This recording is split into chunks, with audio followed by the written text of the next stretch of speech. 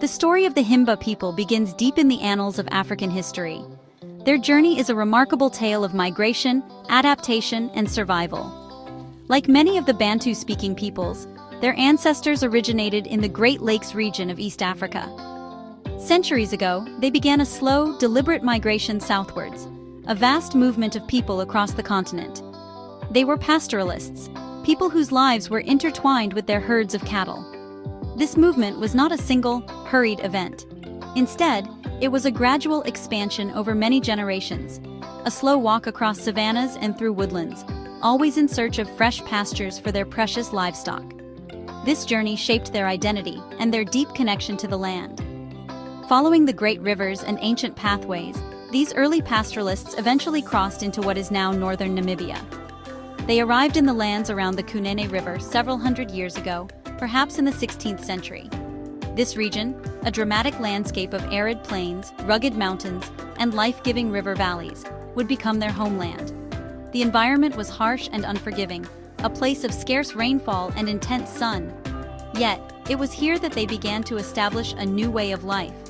Their skills as herders, honed over centuries of migration, allowed them to thrive where others might have struggled.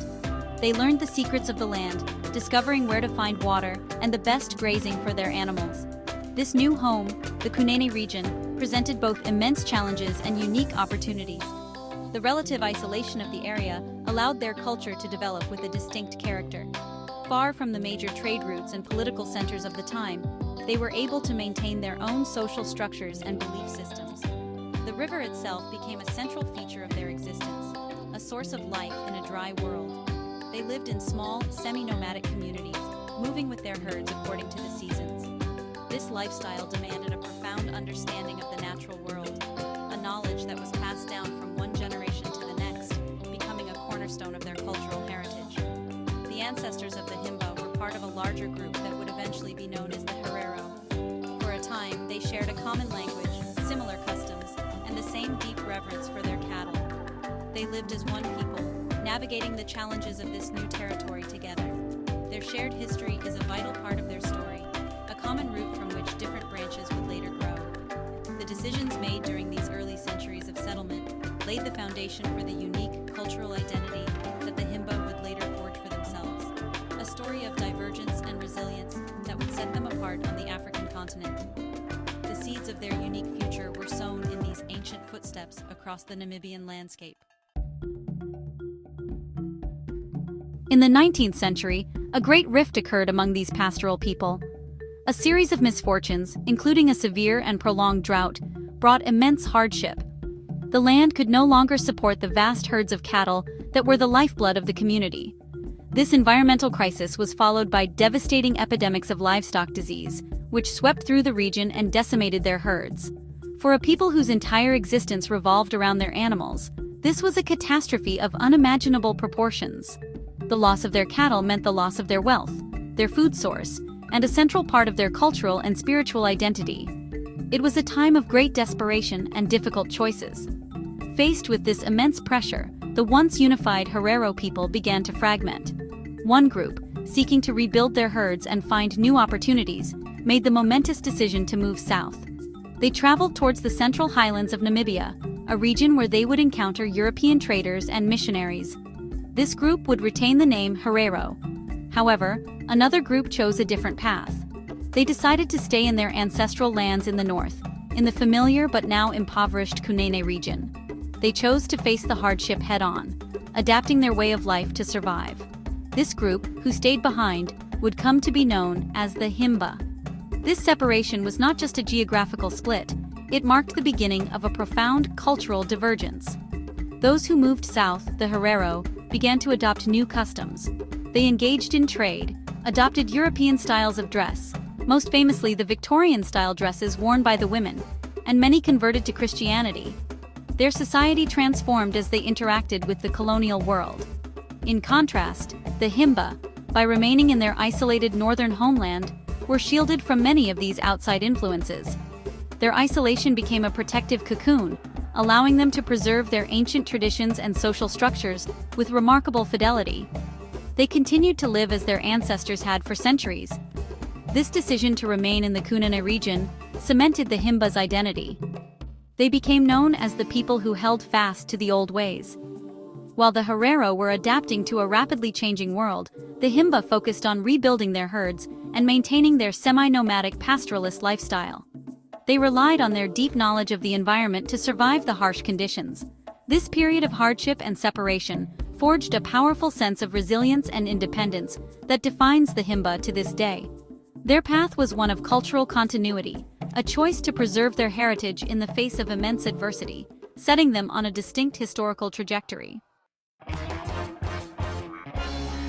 Central to the Himba way of life, then and now, is the profound importance of cattle. These animals are far more than just a source of milk and meat.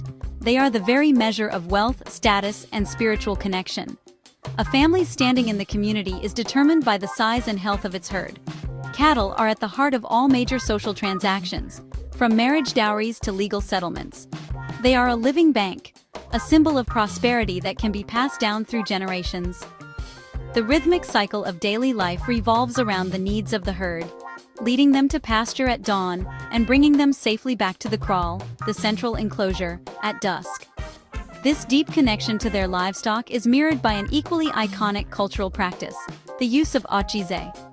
This is a distinctive red paste made by mixing butterfat with finely ground ochre stone. Himba women, and sometimes men, apply this paste to their skin and hair every day. It is not merely a cosmetic but holds deep symbolic meaning. The rich, red color is considered a sign of beauty and is said to represent the earth's rich red soil and the blood that symbolizes life. The paste also serves a practical purpose, protecting the skin from the fierce sun and insect bites in the arid climate. This daily ritual is a powerful expression of Himba identity, a living tradition that connects them to their environment and their ancestors. The social structure of the Himba is organized around their ancestral fire, the ochre. This sacred fire, which is kept smoldering day and night, represents the link between the living and the spirits of their ancestors. It is the physical and spiritual heart of every village. The fire is tended by the village elder, who acts as a custodian of the community's traditions and a conduit to the ancestral world. All important family matters and rituals are conducted around this sacred flame. It is here that the community seeks guidance, blessings, and protection from their forebears, reinforcing the bonds of kinship and the continuity of their lineage through time. Their traditional dress is another powerful symbol of their unique culture. Women wear intricate skirts made from goat skin, adorned with shells and metal beads. Their elaborate hairstyles, often decorated with extensions and covered in otjize paste, signify their age and social status. For instance, a young girl will have 2 simple braids, while a married woman will have many complex, ochre-covered braids. Men, too, have hairstyles that indicate their status. This visual language of dress and adornment is a constant, visible reminder of their cultural heritage and their place within the community, a tradition that has been maintained with pride despite the pressures of the modern world. At the turn of the 20th century, a dark shadow fell across Namibia as the German Empire established its colonial rule. The Germans arrived with an insatiable appetite for land and resources, and their presence would soon lead to one of the most tragic episodes in African history. They imposed harsh policies, seizing land and cattle from the indigenous peoples, including the Herero who had moved south. Tensions escalated rapidly as the Herero people saw their way of life being systematically dismantled. Their grazing lands were confiscated for German settlers, and their herds, the source of their wealth and pride, were taken from them. The colonial administration treated them with contempt, leading to simmering resentment and desperation. This oppression culminated in the Herero and Namakwa genocide of 1904 to 1908. After the Herero rose up against German colonial rule, the response from the German military was one of extermination. General Lothar von Trotha issued an infamous order to drive the Herero people into the desert to die. Thousands of men, women, and children were systematically killed or forced into the arid Omaheki Desert, where they perished from thirst and starvation. It was a calculated and brutal act of genocide that decimated the Herero population, wiping out an estimated 80% of their people. This great calamity is a deep and painful wound in the history of Namibia. While their cousins, the Herero, were facing this horrific annihilation, the Himba were, in a grim twist of fate, largely spared. Their survival was a direct consequence of their isolation. Hidden away in the remote and rugged Kunene region, they were geographically removed from the main centers of German colonial activity. The German forces saw little of strategic or economic value in the arid, sparsely populated north. This isolation, which had once been a source of hardship, now became their shield. They were able to continue their pastoralist existence, largely unaware of the full scale of the atrocities being committed against their relatives in the south. However, the Himba were not entirely untouched by the violence of the era. The colonial borders drawn by European powers often cut across traditional tribal lands, disrupting migration routes for their cattle. Furthermore, Portuguese colonialists to the north in Angola and cattle raiders from other groups sometimes launched violent raids into Himba territory, stealing their precious livestock. These attacks, though not on the scale of the genocide, created a climate of instability and fear. The Himba were forced to become even more resilient, defending their families and their herds in a world that was becoming increasingly hostile. Their seclusion helped preserve their culture, but it did not grant them complete immunity from the era's violence. Following Germany's defeat in the First World War, control over Namibia, then known as Southwest Africa, was transferred to South Africa. This marked the beginning of a new and prolonged period of colonial administration. For the Himba, life under South African rule was characterized by a policy of indirect control and, well, benign neglect.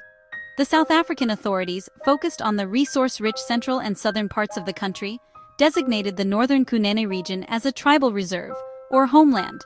This policy effectively formalized the Himba's isolation, creating a buffer zone that kept them separate from the rest of the country, and the apartheid system being implemented elsewhere. This enforced isolation had a dual effect. On one hand, it further protected the Himba from the direct pressures of modernization and assimilation that were transforming other indigenous communities. They were largely left to govern themselves according to their own traditional laws and customs. Their semi-nomadic lifestyle, their pastoral economy, and their unique cultural practices, such as the use of otjize and their ancestral fire worship, continued with little interference. This period allowed their traditions to remain remarkably intact. The Himba continued to live in a world that was, in many ways, unchanged from that of their ancestors, a living testament to cultural continuity. However, this isolation was not entirely beneficial. The homeland policy was rooted in the apartheid ideology of separate development, which meant that the region was, deliberately underdeveloped. The Himba were denied access to modern education, healthcare, and economic opportunities that were available, albeit unequally, in other parts of the country. Infrastructure was virtually non-existent. This neglect left them vulnerable to the harsh realities of their environment, particularly drought and disease, without the support of modern medicine or technology. Their survival depended entirely on their own resilience and traditional knowledge, which were often stretched to their limits.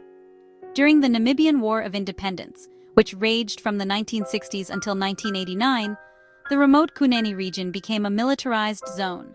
The South African Defense Force established bases in the area to combat SWAPO liberation fighters operating from Angola. This brought the modern world to the Himba's doorstep in a very abrupt and often violent way. While some Himba were recruited as trackers by the South African Army, the conflict disrupted their pastoral movements and brought a new level of uncertainty to their lives. The war was a confusing and difficult time, a clash of worlds that foreshadowed the greater changes that would come with the end of colonial rule.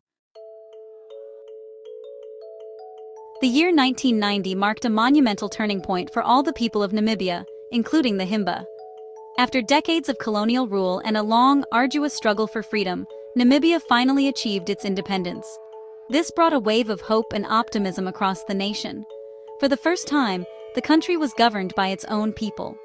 The new government promised to build a unified and equitable society, bringing development and opportunity to all corners of the nation, including the long-neglected northern regions. For the Himba, who had lived in relative isolation for so long, independence signaled the beginning of a new era of engagement with the wider world. With independence came new opportunities that had been denied to them for generations. The government began to invest in infrastructure, building roads, schools, and medical clinics in the Kunene region. For the first time, Himba children had the chance to receive a formal education. Mobile clinics brought modern healthcare to remote villages, offering vaccinations and treatments for diseases that were once life-threatening. These developments offered the promise of a better, healthier, and more secure future.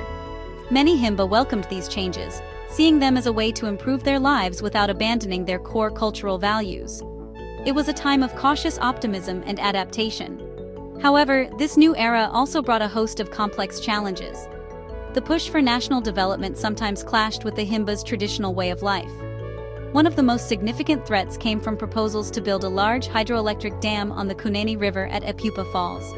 This project, while promising electricity for the nation, would have flooded vast areas of ancestral land, including sacred grazing areas and burial sites. The Himba, led by their traditional chiefs, organized a powerful and effective international campaign to oppose the dam.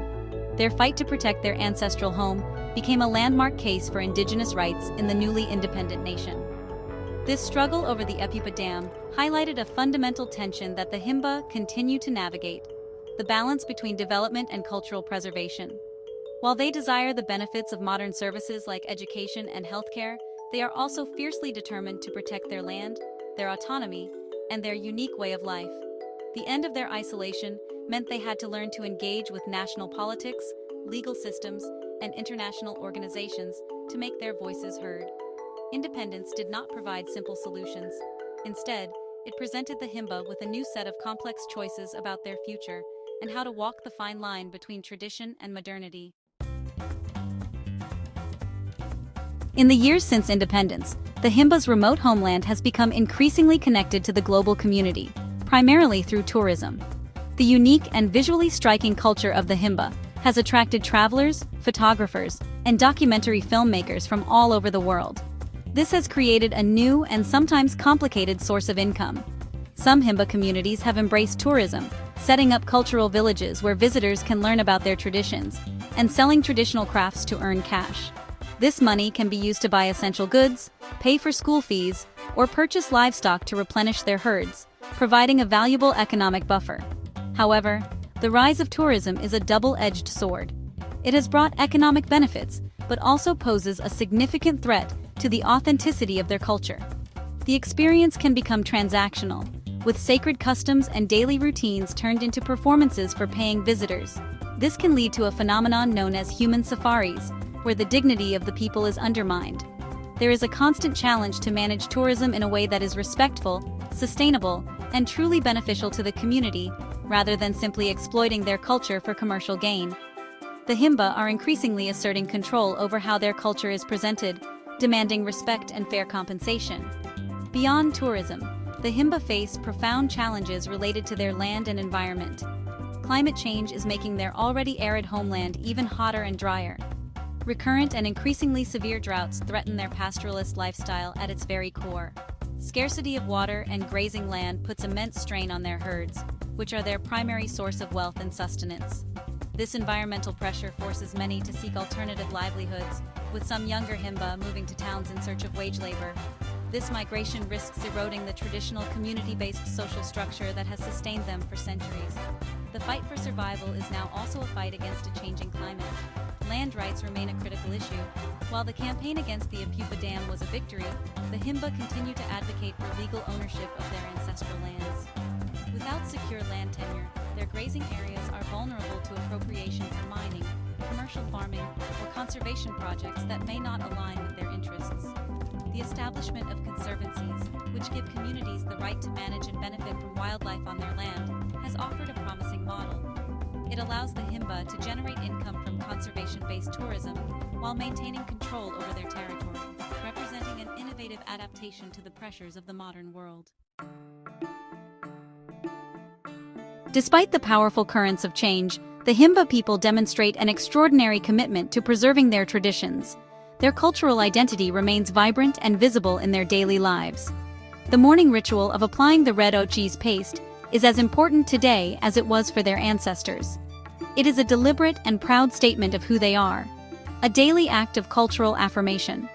This practice, along with their distinctive hairstyles and traditional goatskin attire, serves as a powerful anchor to their heritage, a visual language that communicates their enduring connection to the past in a rapidly modernizing world. It is a testament to their belief in the value of their own culture. The spiritual heart of the Himba community, the ancestral fire or okuruwo, continues to burn. This sacred flame remains the focal point for family life, rituals, and communication with the ancestral world. Elders still pass down the oral histories, the genealogies, and the customary laws that have guided their people for generations. The respect for elders and the importance of kinship bonds are values that remain deeply ingrained in the social fabric. These practices ensure that the essential knowledge and spiritual beliefs that define Himba culture are transmitted from one generation to the next, maintaining a vital thread of continuity through time. The Himba have also shown a remarkable ability to selectively adopt elements of the modern world without sacrificing their core identity. It is not uncommon to see a Himba man in traditional attire talking on a mobile phone, or a woman who has spent the morning applying otjize paste, then travel to a town market in a modern vehicle. They do not see tradition and modernity as mutually exclusive. Instead, they strategically choose the tools and opportunities that can improve their lives, such as using mobile phones to check on distant family members or to get information about cattle prices, integrating new technologies into their existing pastoralist framework. This process of adaptation is key to their cultural survival. They are not a people frozen in time, but a dynamic and resilient community actively navigating the 21st century on their own terms. Education is a prime example. While many Himba children now attend school, they often do so while still participating fully in traditional life at home. They learn to read and write in English, but they also learn the names of their ancestors and the skills of cattle herding. This dual education equips the younger generation with the tools to engage with the outside world, while remaining firmly rooted in their own rich cultural heritage, ensuring the enduring spirit of the Himba continues to thrive. The journey of the Himba people is a powerful narrative of resilience. From their ancient origins and great migrations to their fateful separation from the Herero, they have navigated a path defined by hardship and perseverance. They survived the ravages of drought and disease that first set them apart, and later, the shadow of colonial violence that engulfed the region. Their isolation in the rugged Kunene highlands, once a marker of poverty, became their salvation, shielding their culture from the assimilating forces that transformed so many others. This history has forged a people with a profound sense of independence and an unshakable connection to their ancestral ways. Today, the Himba stand as a remarkable example of cultural continuity in a world of rapid change. They have held fast to the traditions that define them: their reverence for cattle, the sacred ancestral fire, and the iconic red ochre that adorns their skin. These are not relics of a bygone era, but living practices that continue to give meaning and structure to their lives. They have faced the modern world, not by surrendering to it, but by engaging with it on their own terms. They have fought for their land rights, managed the complexities of tourism, and begun to grapple with the immense challenge of climate change, all while holding their heritage close. Their story is one of careful and deliberate adaptation. The Himba have demonstrated that it is possible to embrace new opportunities, such as education and modern technology, without abandoning the wisdom of the past. They are not choosing between tradition and modernity, but rather weaving the two together into a new and sustainable way of life. This delicate balancing act is perhaps their greatest achievement. It allows them to benefit from the advantages of the 21st century, while ensuring that the unique cultural identity they have guarded for so long is not lost, but passed on to their children with pride. In the end, the legacy of the Himba is one of profound strength and dignity. They remind us that there are many different ways to live a rich and meaningful life. In their resilience, we see the enduring power of culture to provide strength and identity in the face of adversity. By navigating the complex terrain between the ancient and the new, the Himba are not just preserving their own unique heritage, they are forging a future for themselves, a future where the red earth of their ancestors and the digital signals of the modern world can, and do, coexist. Their story continues, a vibrant and inspiring chapter in the great epic of human development.